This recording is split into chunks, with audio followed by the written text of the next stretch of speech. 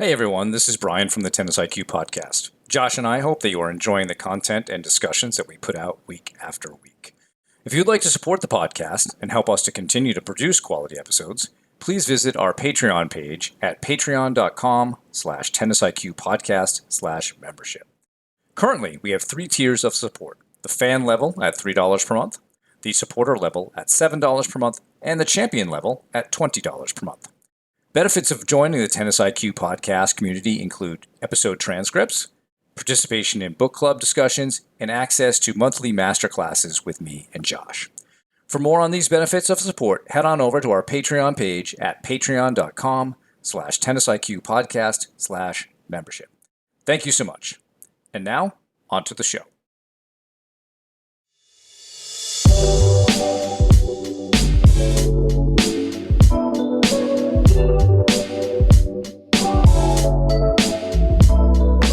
Hello and welcome to the Tennis IQ podcast. I'm Josh Berger. And I'm Brian Lomax. And today we are going to be speaking with Dave Bailey. Now, Dave Bailey is the world's leading expert in tennis movement and footwork and the creator of the Bailey Method. Over the course of his professional career, Dave has spent over 30 years studying the footwork and movement patterns of the top tennis professionals, viewing more than 18,000 video clips of professional players in action, carefully observing and documenting their precise movements. Through this process, Dave designed the Bailey Method of tennis footwork, which identifies and provides solutions to more than 50 of the most common problems associated with movement, footwork, and balance while playing tennis. Last but not least, Dave has been the footwork and movement trainer to over 21 professional Grand Slam level players. In this conversation, we discuss Dave's background in tennis and we get into some specific details on the Bailey Method. There's a ton of info that we unpacked in this episode, and we're eager for you to hear it all. You'll also hear us talk about a new venture that Dave is involved with called CoachLife. CoachLife is the premier online resource for tennis coaching knowledge. Their extensive library covers tennis-specific nutrition, footwork, sports psychology, coaching, parenting advice, and detailed shot progressions.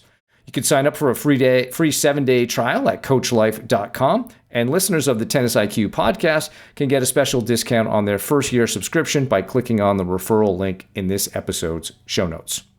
So with that, here's Dave Bailey. Well, we are very excited to have Dave Bailey as part of the Tennis IQ podcast. Dave, welcome to the show. I'm very excited. So nice to meet you both. It's great to have you here. And for people who don't know you, you're probably maybe I'm overstating this, you tell me, but maybe the world's foremost expert in footwork in tennis today. Certainly someone who is an authority on this and is well published, is rather prodigious in his work.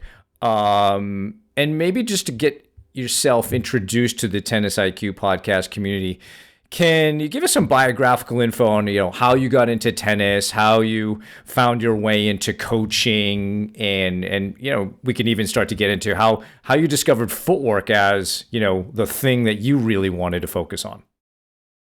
Well, I have to go right back to my dad, because my dad actually, played tennis his whole life. So I come from a very tennisy background. He actually played at Wimbledon. So he was like top 4 in the world as a senior. So it was my life growing up, going to all his tournaments. So, and then I played myself at a really high level. We used to go and do a lot of father and son tournaments and things like that. So, I come from a really sort of, tennis loving family. So, that was a really important thing for me. And initially I had, as a phys ed teacher. So I've got this phys ed teaching background. Also registered nurse. So I always looked more at the athletic side of tennis. I always wanted to go into working with the tennis athlete. So that's how I started. And I worked, actually ended up working at Everts as the director of fitness there, doing all the fitness. And we're so fascinated with tennis just because it's got every single fitness component So I did that for about 10 years. And then in around about 2000, I met up with a guy called John Yandel, and he had this tennis website called tennisplay.net.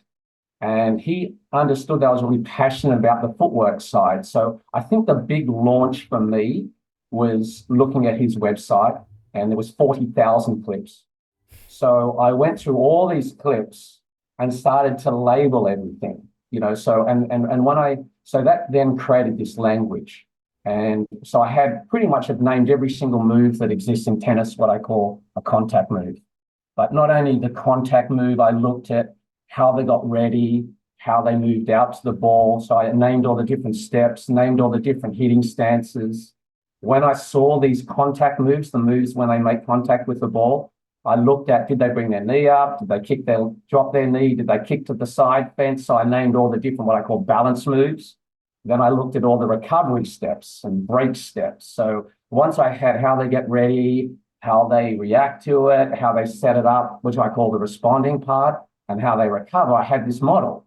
And really what it was, I created the language first. I think that was the biggest thing. So I had a name for everything. So I can watch tennis now and say, oh, that was a blended move, that was a pure move, that was an improvised move. Because with this incredible encyclopedia that I created through all these clips, I was able to have what I was called a biased eye. So now I could sort of see all these different moves happening in front of me. And then I did a big research thing of 22,000 shots and kind of found out, okay, what's the most common, footwork, what's WTA compared to ATP. So I suppose that was the really beginning of what I call the Bailey method, was creating this language. And then I think the biggest thing that, you said before, I'm still the only person in the world, really, that you can come in and fly into, and I have a really set language. And the big thing is you hit tennis balls. So I think that's the biggest thing. So the art I didn't mention is the reading. And to me, like reading the ball, and this comes back to the mental side as well, because if you can read the ball and know how you want to move to it and know what works for you and what feels comfortable for you, then you start to, get more confidence out there but the research kind of shows also that every player is different. So, when you chart Federer to Nadal to Djokovic, the frequency of these contact moves is very different. So I'm a bit of a choreographer because I have to choreograph what feels comfortable to that, to that player. So I think that's the big thing. I think the big thing for me is another huge thing for me is shadow tennis and learning the footwork by breaking it down into those 5 R's: ready, read, react, respond, recover. Them kind of understanding which of the R is their weakest, whether it's their recovery or whatever. But it's all about reading the tennis ball. So by putting the tennis ball in, but learning it through shadow tennis first. So they understand. Actually get in front of them and they follow me, break it down really slowly. But once they know all the different moves, then I can call out the cue words. I can put together a choreographed hitting routine, calling out all these names. So that's pretty much the concept of what I do. People flying in, attacking footwork, rally footwork, defensive footwork, net play, approach shots, volleys, overheads, even specialty shots for the higher end. Because you've got to remember that, different players have different abilities. So, some people, they might come in and all I do is keep them grounded because that's all they can handle. But then other kids, boom, boom, boom, boom, boom, they're like little ninjas, like they can do all these different moves. They're so talented. So, they can do all the different moves. But, just one thing that I wanted to sort of talk about is, there's 137 different contact moves, but really there's only 4 things that you need to do with your footwork, and that's stay grounded and then hit off one leg, snap the hip, where you sort of open stance and hip and land with both feet together and transfer from one foot to the other. So I want everyone to kind of know that it sounds like there's all these humongous amount of moves that you can learn, but in the end, I just try and keep it as simple as I can. So that's pretty much it. Yeah. So Yeah, well, I think no, and I think a lot of what you said really resonated in terms of really watching the ball or, reading the ball, as you said. And we've talked about this in other episodes. We had a episode recently where we talked about quiet eye and really trying to, fix our head at that contact point. And we've talked with in other episodes. We had Sean Brawley on, who's done a lot of work with Tim Gay from Inner Game of Tennis, and talked about just trying to track the ball, you know up until the contact point. Can you talk a little bit more about that and sort of the role that that has in the entire process Yeah, in I mean, terms of the I reading think, step? look, I don't want people to think that the only reason they miss is because it's a footwork error. So I feel like, you want to understand the balance. So you want to understand the footwork. You want to understand the swing lines, yeah, and you want to understand the contact point. So you want to understand if it's a mental error. So, okay, that was a mental error because I lost focus. So a lot of the time, I teach all this footwork, but everything has to match, if that makes sense. Like, the contact move has to match the swing line, has to match the lower body, and then even the direction of the hit. So I feel like all of that. So, the contact point's really important because if you can miss because you haven't got, you can have perfect footwork, perfect balance. You hit to the right part of the court, but you hit it above your shoulder. So, okay, I didn't let that ball drop. So that's why I missed. So I think, it's connecting everything. But you have to understand, which I'm asking my clients a lot of the time. Do you think that was a footwork error? Do you think that was a balance error? Do you think that was a contact point error? Do you think that was, direction of the hit? Because when I watch the pros all the time, a lot of the time it's just they go down the line on the total wrong ball. And I think that's the same sort of thing as the reading. They read that the ball doesn't suit to go to that part of the court. So, yeah, it's all trying to actually connect it all. But I think that's the trying to bring it all together. And yes, each move has a really distinct contact point that really works for that move. And so I think I'm always trying to, and that's what's so important to have a ball. You can do all your sprint training and your ladders and your skipping ropes and all that, which is amazing stuff. As I said before, look, I've got a fitness background, but look, the only reason I came up with the Bailey method was because it just made sense to hit tennis balls. I mean, it just made sense to be able to understand where to contact. It made sense to, know what to do. Because I think everyone, they talk about the swings, but wow, you've got to be able to kick the leg to the right part of the court or drop the knee. It's all connecting. So that's why it's so important to do the shadow tennis. But even when I do shadow tennis, I'll get them to swing and hit the shot and go, oh, that's where it feels really comfortable for me when I hit as a shadow swing. But when the ball comes, they're hitting it in a totally different spot. So I think, yeah, just it's all important. The head still, wow, that's another reason. Your head pulls off the ball at the last minute or so. Yeah, that's why it's so complex. The more that I do this, the more I realize how complex this game is. But I also realize how I've got to try and keep it simple. And that's why sometimes I sort of say, hey, was that a contact point error? Was that a balance error? Was that a footwork error, etc.? Yeah. So, I love the fact that you talked about it as choreography, Dave, because I often think, Josh and I probably have a biased eye towards what happens between points yes. and what players are doing. And we can often look at that between point time as choreographing what we're going to do. We'll go to the towel, we'll be doing certain things, right? And we'll want to see some consistency in that. So I love the fact that you're talking about that. When I think about footwork, and you talk about this, I think in at least we're going to get into CoachLife, but in your intro video there, you talk about the wide stance. You go to any tennis academy and you really will see most players, whether they're juniors or adults, having their feet too close together and not having the proper balance. Can you talk a little bit about, just because that's a simple thing, the importance of the wide stance? It's so funny that you say that, Brian, because I can have these really talented kids, And I'll tell you a little funny story about that. Like I can have these really talented kids that can do all the moves really well, and they can do the front foot hops and the transfers and they can do anything. But they don't get wide enough and they don't recover. Now you would think getting wide would be so much easier than to hit a tennis ball and connect the contact points with the elbow, get everything right. But I remember this one guy said, why, these moves are amazing, and she said, oh, yeah, I just forget.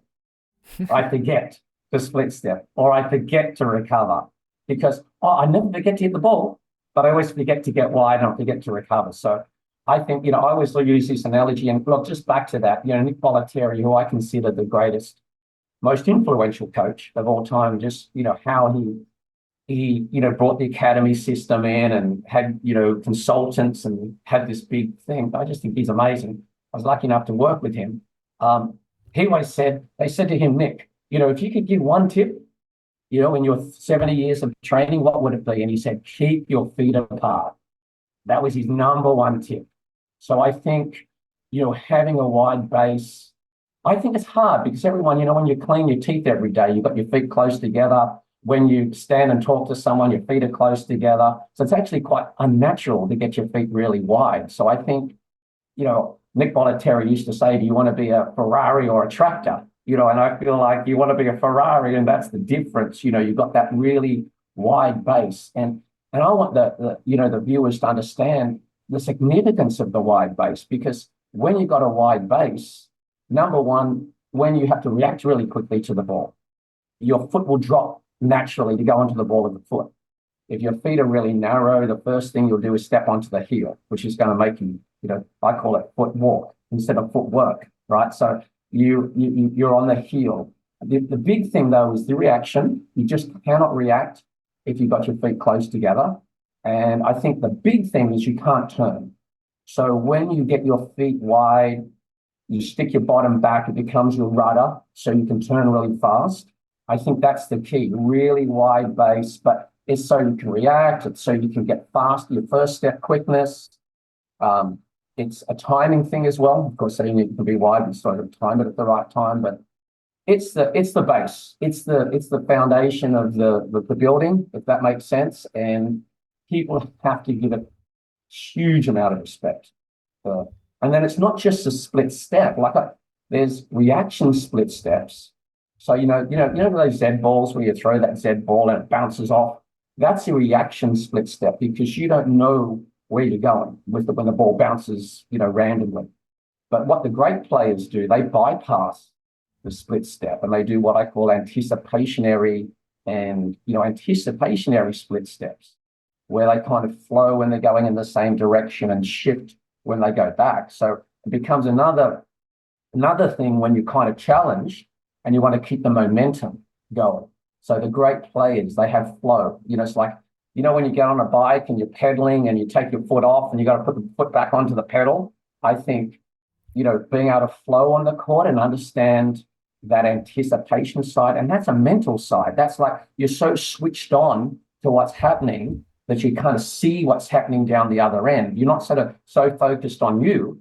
You're more focused on what's happening down the other end. So you bypass the split step and you just keep this flow going. So yes, sometimes you've got to have that wide base when you have to react, but other times you need the momentum and keep flowing. So understanding the difference between a reaction split step and an anticipationary split step, that's another thing as well, if that makes sense. But yes, the base is just so massive.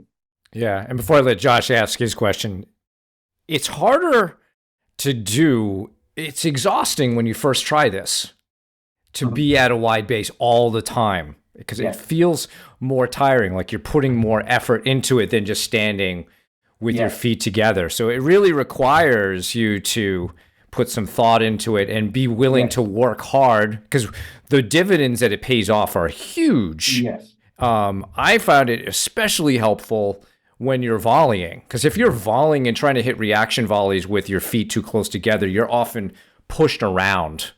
Yes. Where you have a wide base, you can just absorb anything and really reflect it, reflect it back. And I think that's a really big point, is the absorb.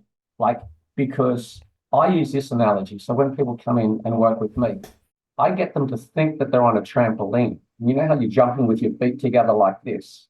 And then I want them to say, what's your favorite food? Oh, I love pasta. Okay. So they're bouncing on the trampoline and mum says, pasta's ready. And they come off and they go like this and their feet go wide and you go very soft to get off the trampoline.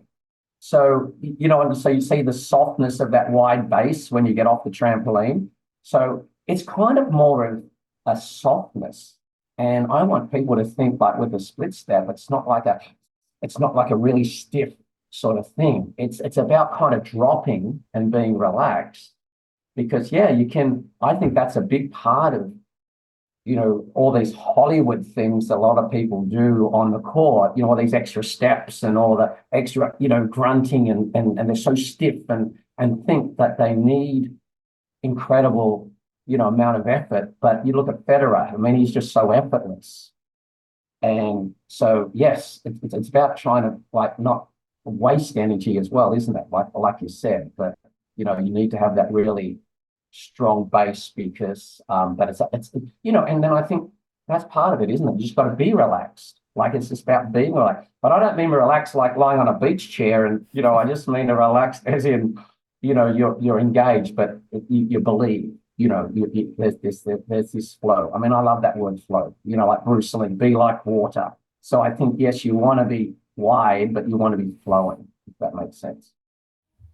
So Absolutely.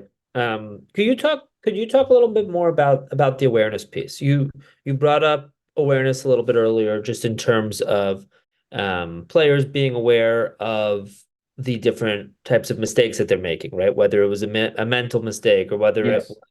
reading the ball or whatever it may be.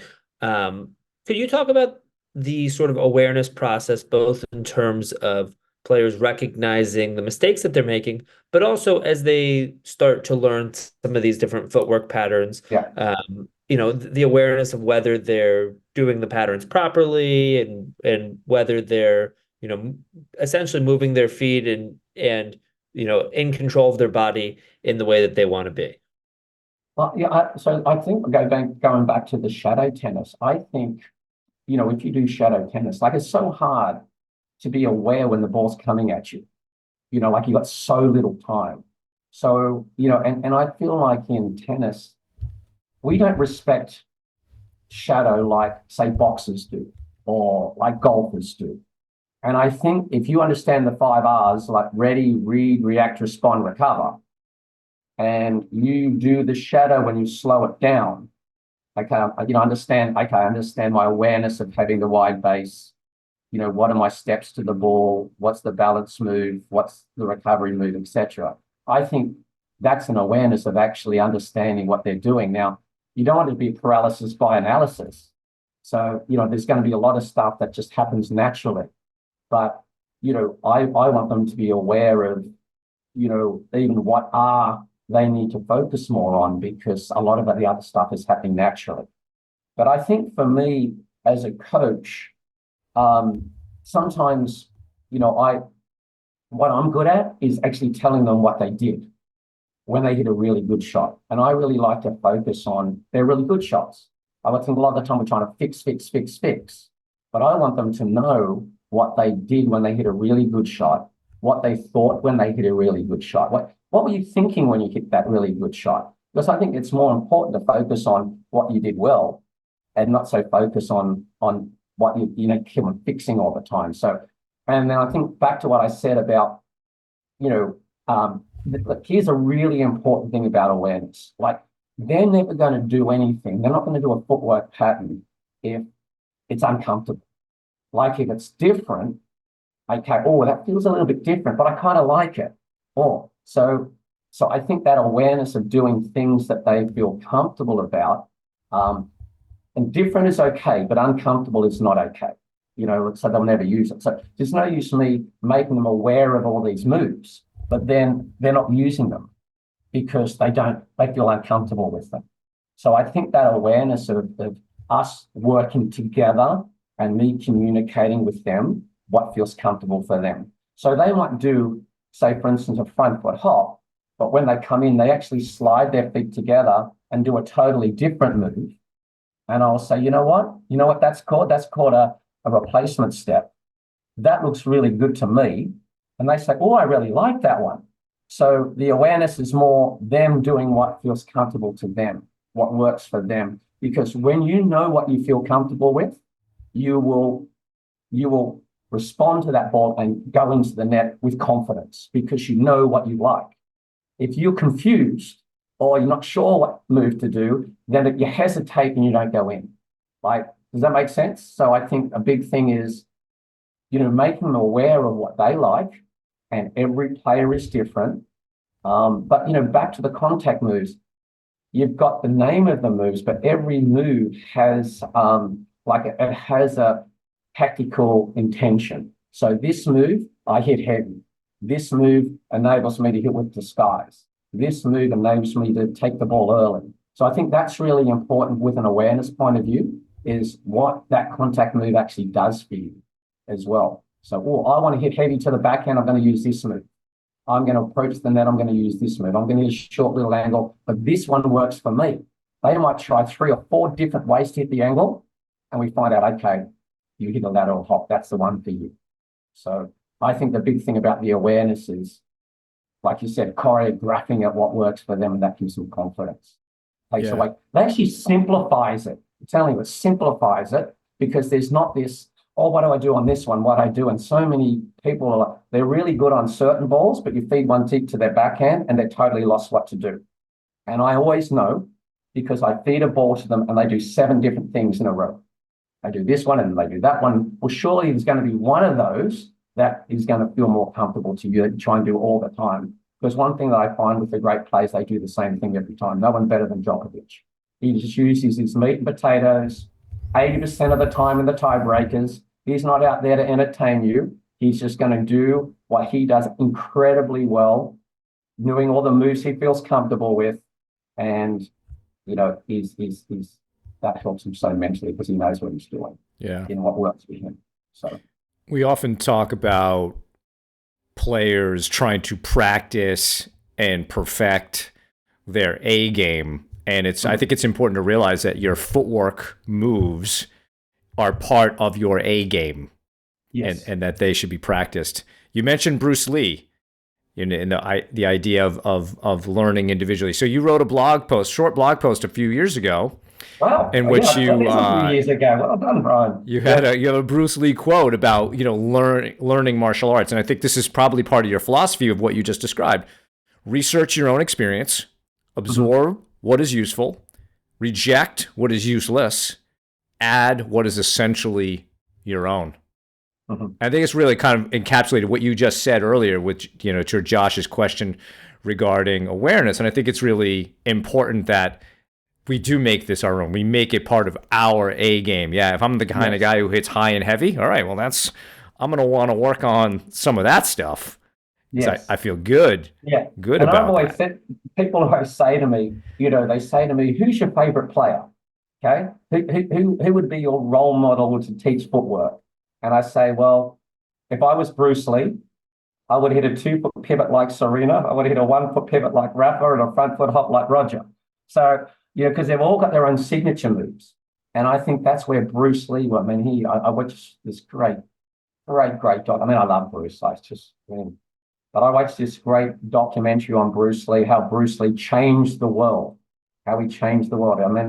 Please, if everyone get a chance, it's one of my favorite things I've ever watched. But he was so forward thinking with everything that he did. But again, he had his own style, right? And so he created his own thing that worked for him. And he liked things, but then he said, you know what, but I don't agree with that kick on Taekwondo. That doesn't make sense to me. And look, to me, that's probably the biggest thing I took from Bruce Lee with my philosophy to what I do was just do what makes sense. Like, it made sense to hit tennis balls. It just makes sense that I can do all the sprints and ladders, and look, that's amazing, but I just feel you get really good at running through ladders, which is great because it breaks it all up. But in the end, it's hitting tennis balls, and my definition of tennis IQ, that's my definition. You're a bit more experts than me, but it's just being able to make great decisions in real time. And I feel like if you kind of worked on all these moves and you know what works for you and where you like to hit it, it makes the decision process much easier, you know. But the thing is, like you said, you've got to use your meat and potatoes on the more important points and throw in your little rhythm breakers that you don't do that much, you know, your higher risk shots at the less important points. You know, that's my opinion. You know, I don't know if you're going to go for a big, you know, slam dunk, Pete Sampras slam dunk on match point, but you know, I just feel like,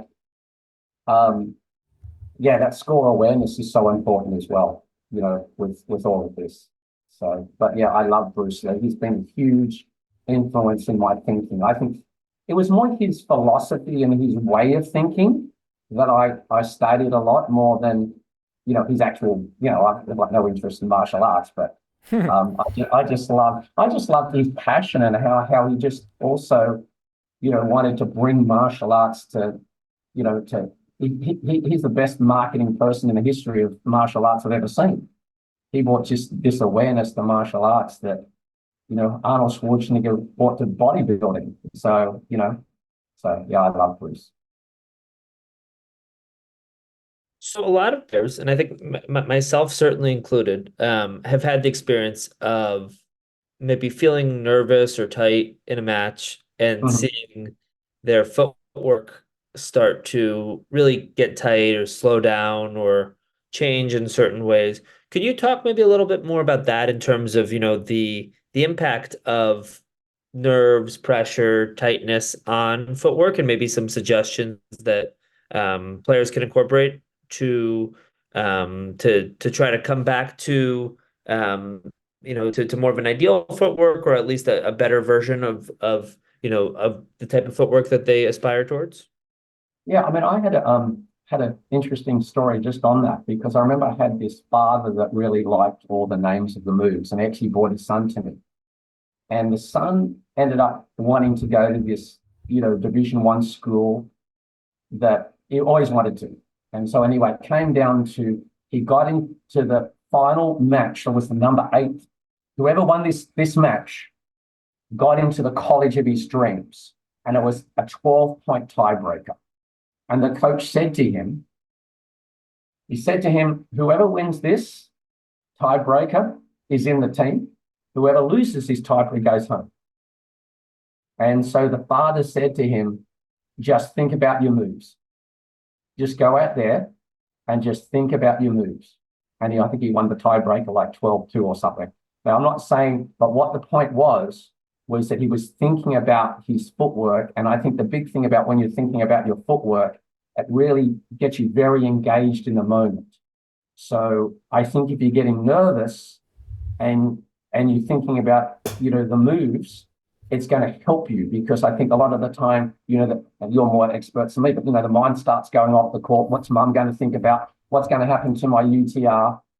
You know, exact. So their mind is going off the court. Whereas I think if you can think about your footwork, but you know, you don't want to be thinking of, you don't want to be to think of all the 5 R's. It might be just whatever resonates with you. Like, do you think about the move, or do you think about the timing of the split step, or stay up on your toes? But what it's trying to do is get you really engaged, you know, and keep you like within the moment. And I think thinking about your footwork is so important because when you get nervous, you lose energy. And I feel like having that energy and thinking about it keeps your footwork up. And one thing that I find too is people get really hypnotized by their opponent. Like if the opponent has really bad footwork and bad energy, they tend to get hypnotized. You know, suddenly you play the number 1 seed, and the number 1 seed's down like this, and you've got, you know, oh, I'm going to match that person as well. So I think it's, you know, trying to keep your feet moving and be very engaged and keep the energy up. Because if you said to me one word that I feel is really important is energy. And one way to keep your energy is keep moving your feet and keep engaged, you know, like keep up on your toes and show, because, you know, when you're moving your feet and when you're up on your toes and you're wide, it's kind of like incredible body language that you're sending down to the other end of the, you know, down to the other end. So I think, you know, sometimes you got to fake it to make it, as they say, you know, but it's all about showing that energy and that positive body language. And of course, you got the fist pump and the come-ons and everything like that. But I think you can also show that with your footwork. I mean, people just what I'm trying to do in this, in the world of tennis is just give footwork the respect that it deserves. Like it deserves so much more respect. So does the mental side. It's all not all about swims and so I think yeah, keeping the energy up and also the simplicity of knowing what you like to do on the court. I think that actually keeps it simple. When okay, I get pushed back and I went at the ball that I'm going to use this move instead of just doing whatever. So I think sometimes having a really, I have all these what I call striking squares on the court. And so you strike on all different, like a chessboard. And, wherever the ball comes, you feel comfortable to do this move that works for you. Now, of course, it's not always going to be perfect. And sometimes you've got to improvise and find a way to get it back, of course.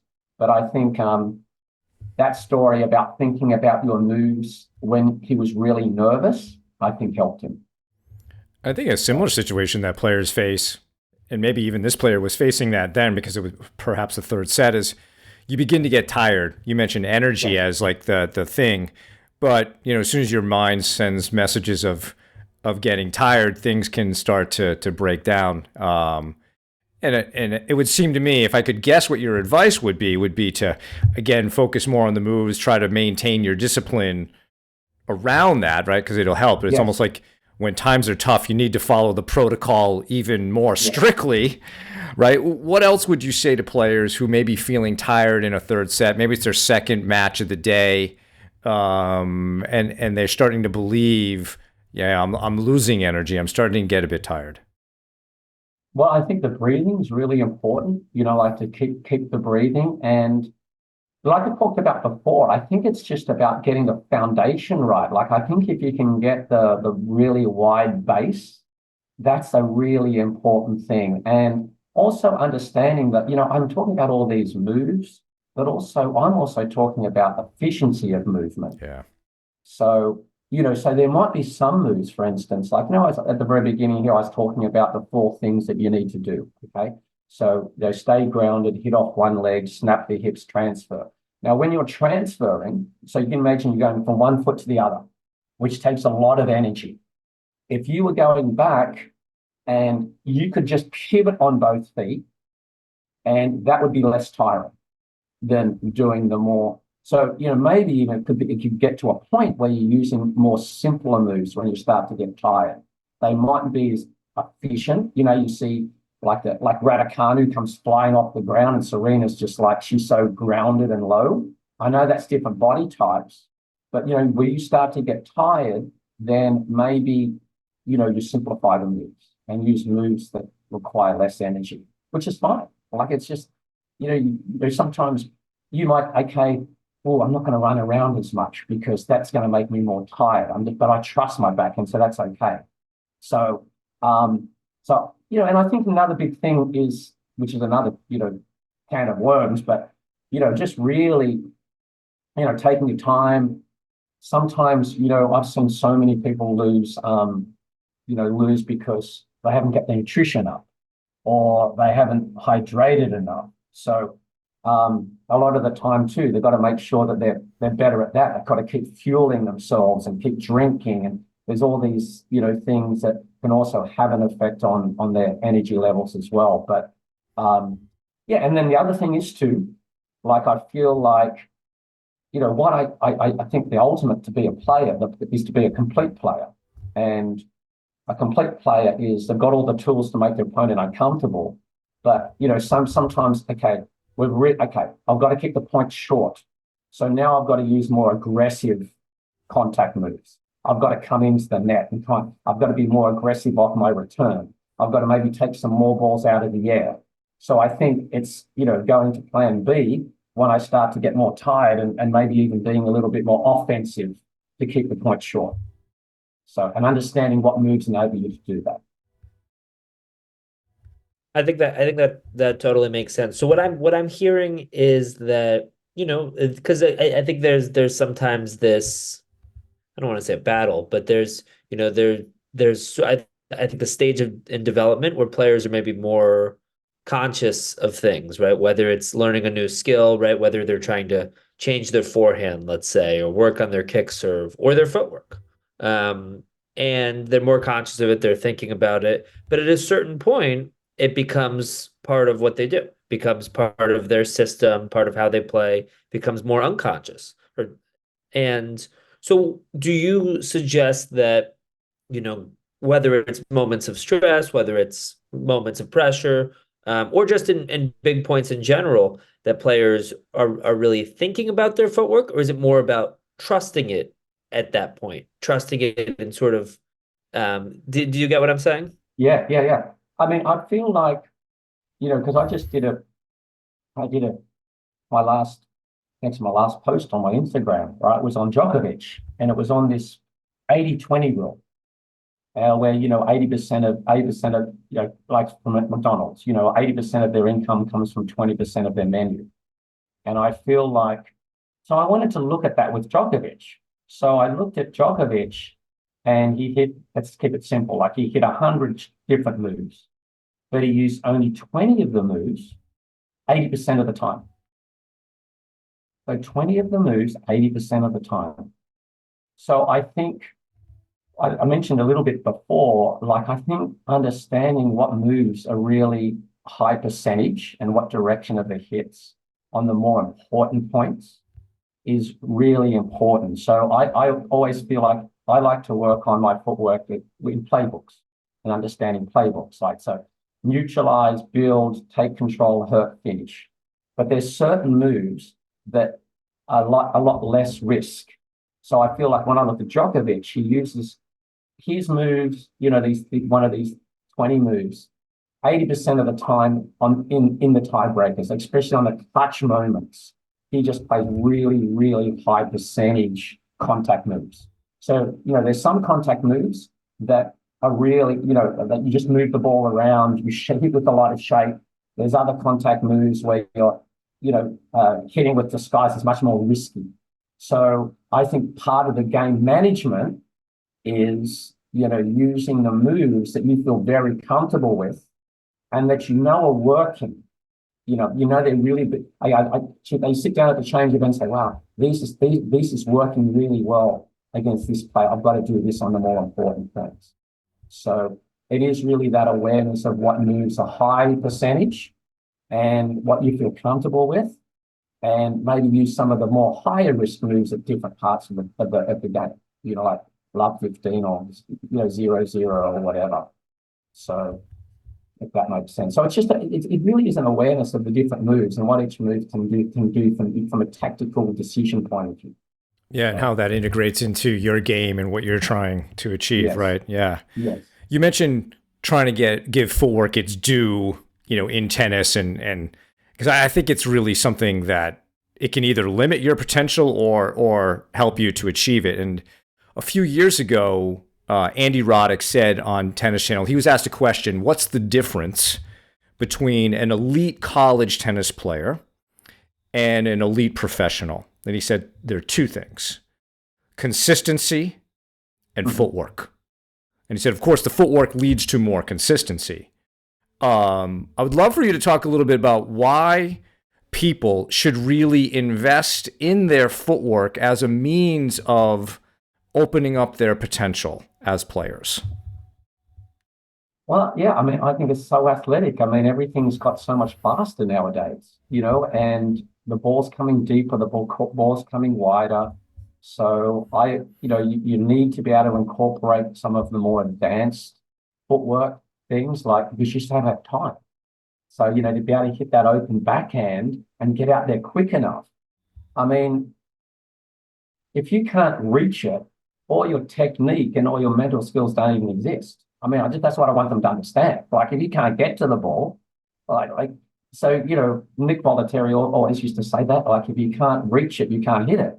So the techniques of being able to get to the ball are just, to me, I mean, that's what everyone's talking about nowadays. Less time, strings are better, more technology, better understanding of biomechanics, because better strategy because you can watch all the videos, everyone now, and work out how to, it's just, there's so many advantages now. I mean, even the tips that you have access to, like podcasts like this and, tips that you can get every day on the internet. It's crazy the amount of information that you can get.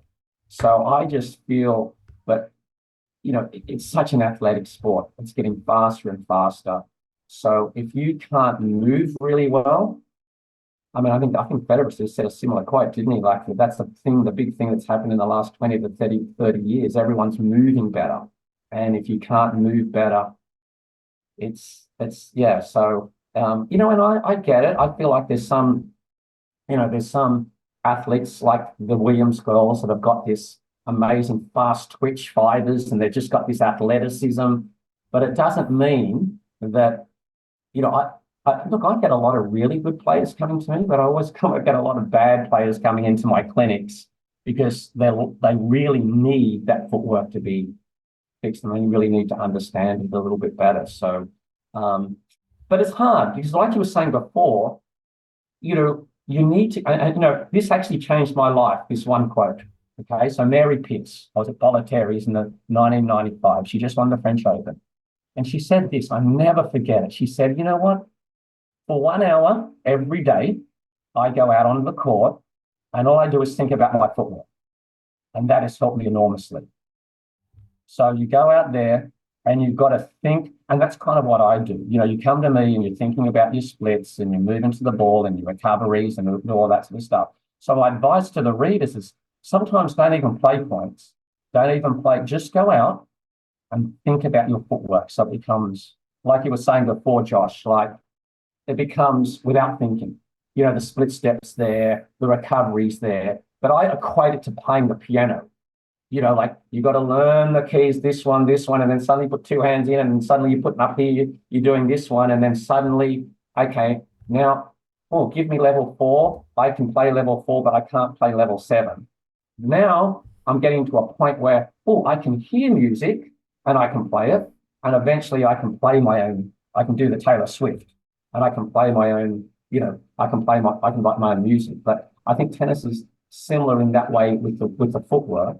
You've got to work really, really, really hard for it to happen that it doesn't think. And everyone says to me, oh, yeah, footwork, it should happen naturally. You shouldn't think about it. Well, let me say, I think about 1% of the population has good footwork where they don't have to think about it. So, you need to actually go out there and really think about your footwork. And my advice would be, and that gives you confidence. Like if someone comes to me and they spend 4 days on their footwork, you don't think, I don't even know if the method works. No, the method does work, but if they go back and they've done 4 days straight of footwork, surely they're more confident with their footwork because they've worked on it. You can't pass a maths exam if you haven't gone and done the study before the maths exam. You go and you study really, really hard before the exam. You look forward to the exam. So I feel like if you really work on your footwork, you're excited to go and show everyone how good your footwork is because you've worked on it. So. I think that all makes sense, and I know we want to hear, just in terms of what you're doing and sort of the process that you work with athletes both in person. I know you do a lot of work at the National Tennis Center down in Orlando, and also now with CoachLife. I guess one final question before diving into that, or at least one final question that I have, is what would you say, for the players listening, and I know there's, players of all different levels that listen, adults, kids, parents, coaches. What would you say are maybe the 2 or 3 biggest or most common mistakes that people make as it relates to their footwork? I know you talked about having a wide base. So yeah, just curious what maybe you find to be the most common mistakes that people are, club players, junior players tend to make with their footwork. Well, I think a lot of the time, I think a lot of people look at the target too early.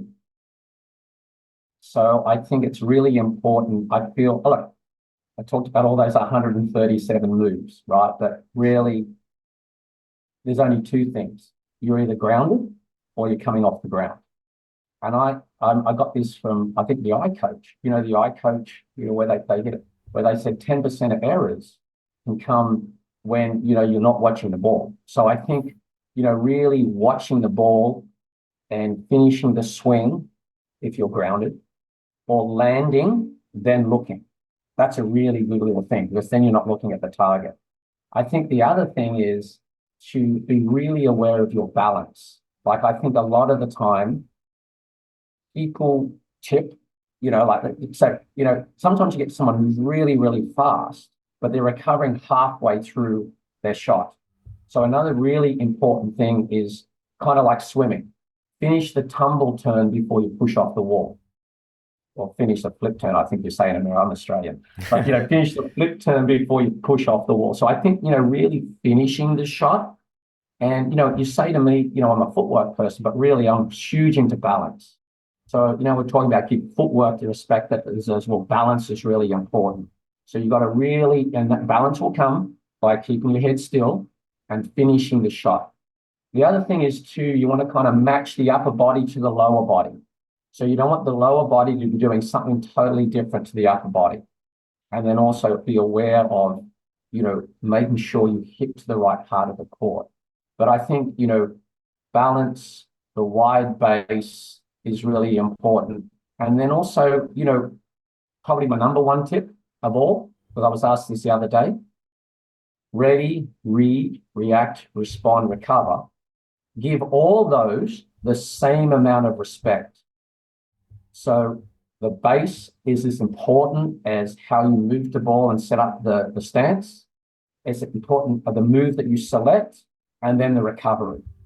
And so that's why I like shadow tennis, because I feel if they do shadow tennis and they're doing shadow tennis, that they're putting those 5 R's into every time they shadow. Because a lot of people do their shadow swings, but they're not doing the split, the turn, the shadow, the return, the recovery. So the other thing is to, think about those 5 R's, give those 5 R's the same amount of respect, and then, get out there and just think about your footwork. Like just get out there and think about your footwork. Maybe don't play points or anything. Just go out there and think about your splits and your recoveries and all that stuff. I think that's it. But so I would say balance is number one, wide base, and then respecting those 5 R's.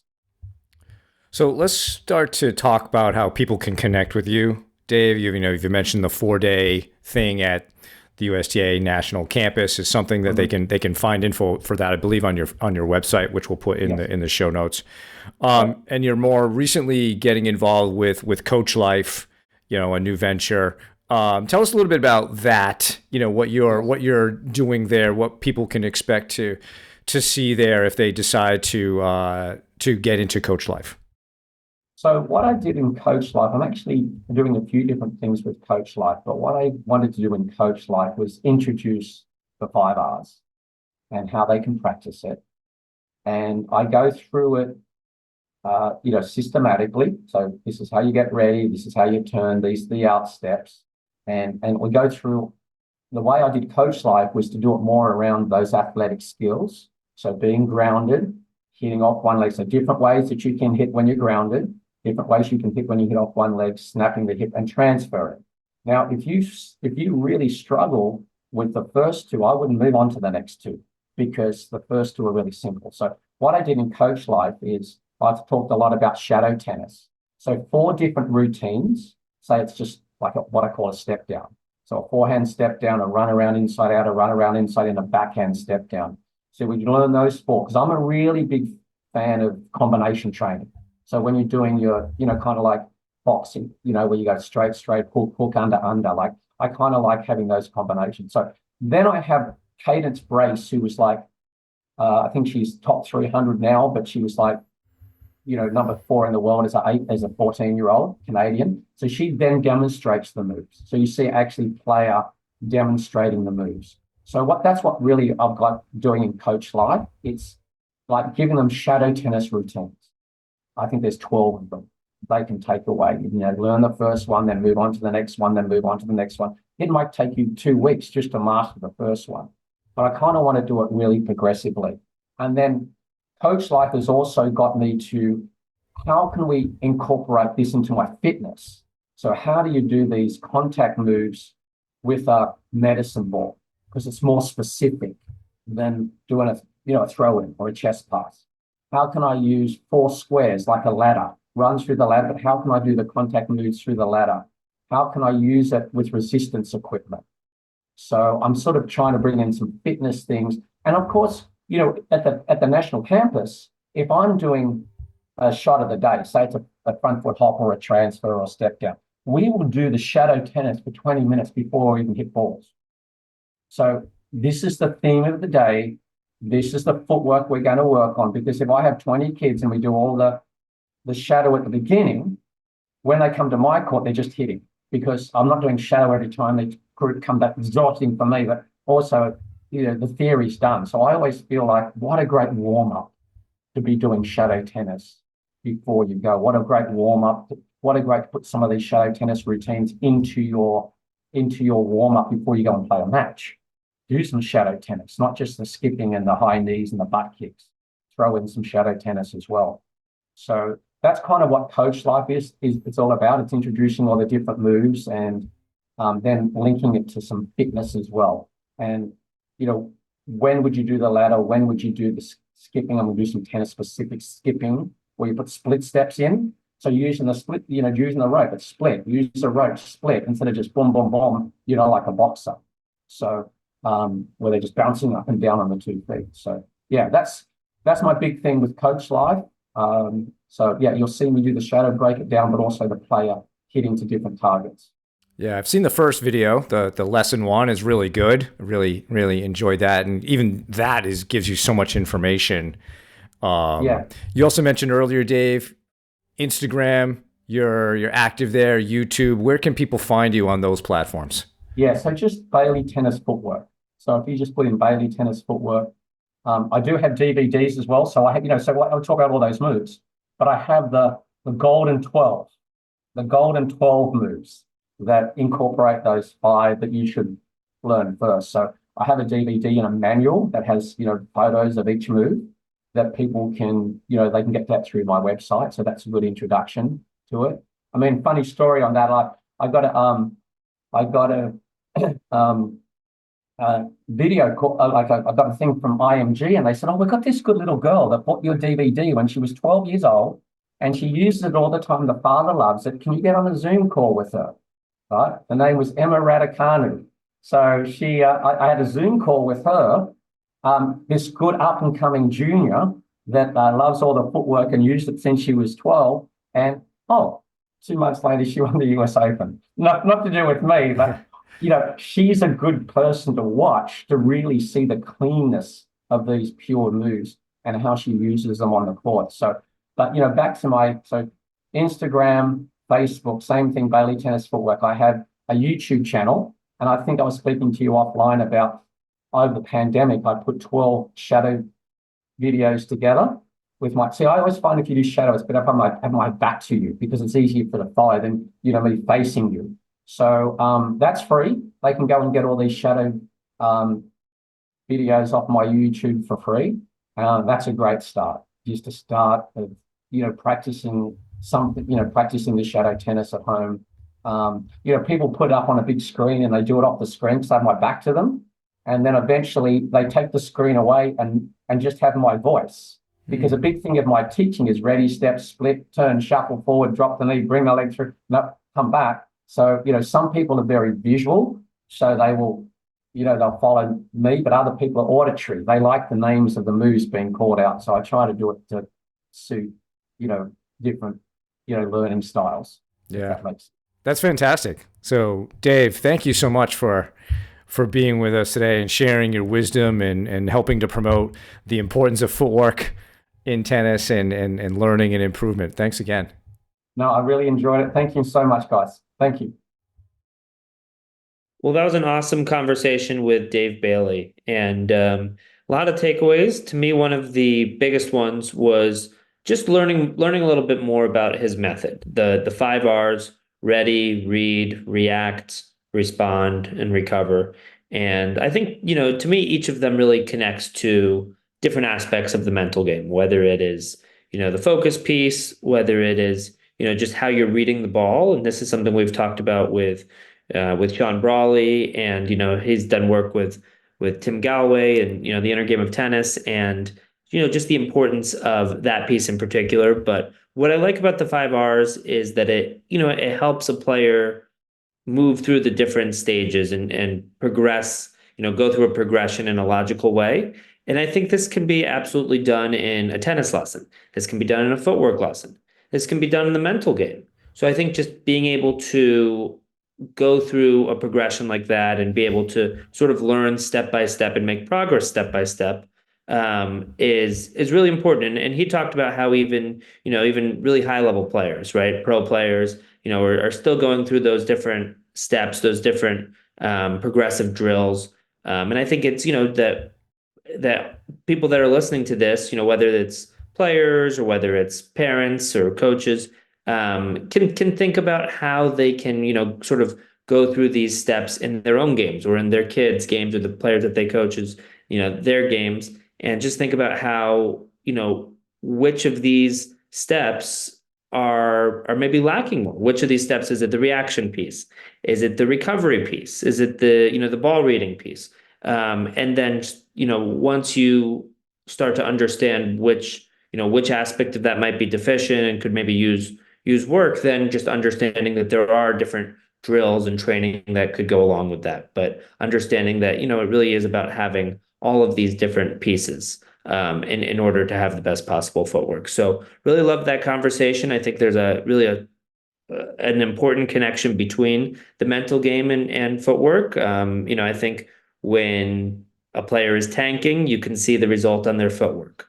When a player is really locked in, mentally, emotionally, physically, you can see the result on their footwork.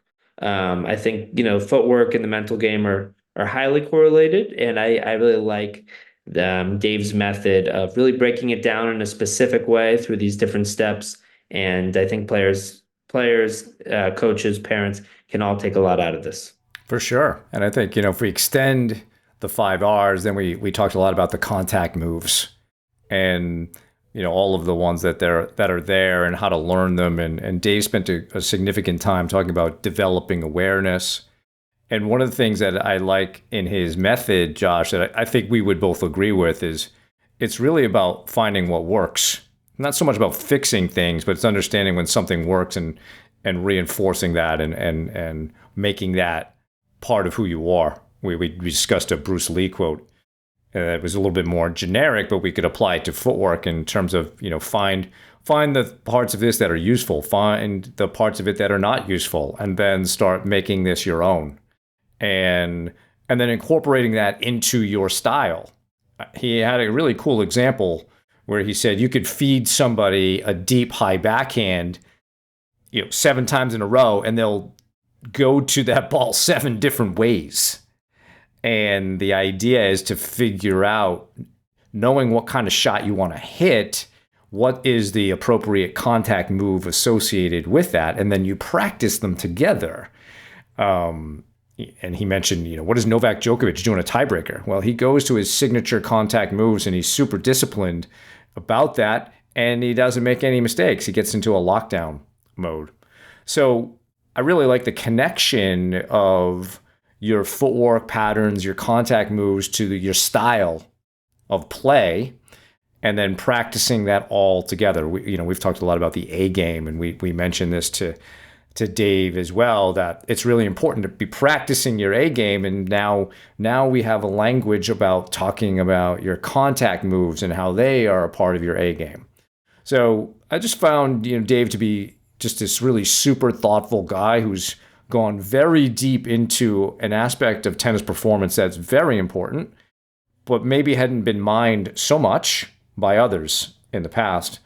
And now we have a really good language to talk about footwork with a professional like Dave or even your coach about how to work on these things. So as a listener, if you're interested in working with Dave Bailey and seeing his videos on CoachLife, be sure to click on the referral link in the show notes to sign up for your free 7-day trial. And you can also get a special discount on your first year subscription to CoachLife by using our referral link and the discount code in the show notes. CoachLife is the premier online resource for tennis coaching knowledge, so be sure to click on the link and check it out for yourself. Well, that's our show for today. Thank you for listening, and thanks again to Dave Bailey for joining us. For more on today's episode, please check out the show notes. If you have any feedback or questions for me and Josh, please email us at tennisiqpodcast@gmail.com. Also, if you're enjoying the content that Josh and I discuss on the show, please rate and review the podcast so other tennis enthusiasts can find it more easily. Additionally, to be notified of new episodes, please subscribe to the show on your podcast platform of choice, including YouTube. You can also check us out on Instagram. If you'd like to support the podcast, please visit our Patreon page at patreon.com/tennisiqpodcast/membership, where you can learn about the benefits of being part of the Tennis IQ podcast community. Thanks again, and we'll talk to you soon in our next episode.